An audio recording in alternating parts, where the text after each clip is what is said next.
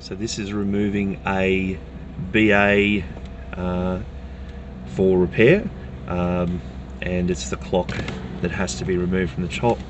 We do find these break very easily. This is an absolute 50-50 whether it breaks or not. It's just due to sun damage, very common for it to break.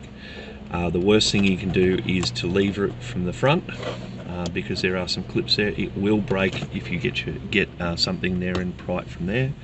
I find the best thing you can use is a butter knife, preferably non-serrated, and all we can do is go, so there's a clip about there, there's another clip from memory around about there.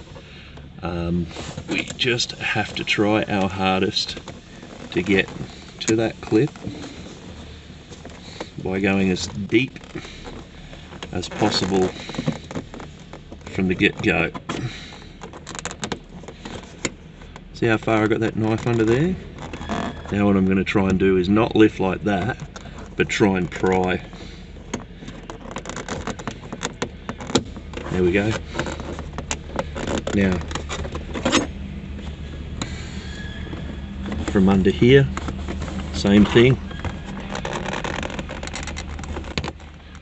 I'm trying to get that. There we go. I'll show you where these clips are.